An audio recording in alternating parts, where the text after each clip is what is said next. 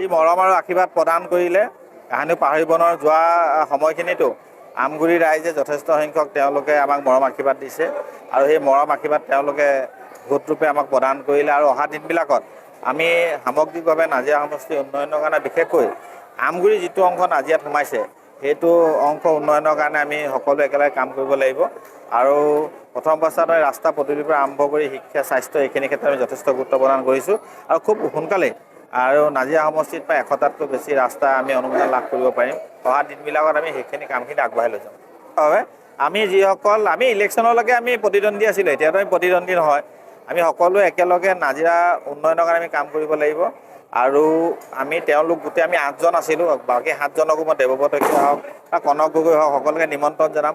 আমি নাগৰিক এখন সভা অনুষ্ঠিত কৰিম, নাগৰিক সভাটো তেওঁলোকক নিমন্ত্ৰণ জনাই আমি সকলোৱে একেলগে নাজিৰা সমষ্টিক কোনখিনি কাম কৰিলে নাজিৰা সমষ্টি আৰু আগবাঢ়ি যাব, উঠি অহা প্ৰজন্মৰ সুবিধা হ'ব, গতিকে সেইখিনি কাম আমি আলোচনা কৰি আমি একেলগে আগবাঢ়িম। আমি মুখ্যমন্ত্ৰী মহোদয়ে নিৰ্বাচনৰ সময়তে কৈছিলে আমগুৰিত আৰু এটা নাজিৰাত দুটা প্ৰশিক্ষণ কেন্দ্ৰ স্থাপন কৰিবৰ কাৰণে আমি খুব সোনকালে আমি আমগুৰিত আমি প্ৰশিক্ষণ কেন্দ্ৰ এটা নিৰ্মাণৰ কাৰণে আমি হাতত লৈছোঁ আৰু সেইটো কাম আমি আৰম্ভ কৰিম।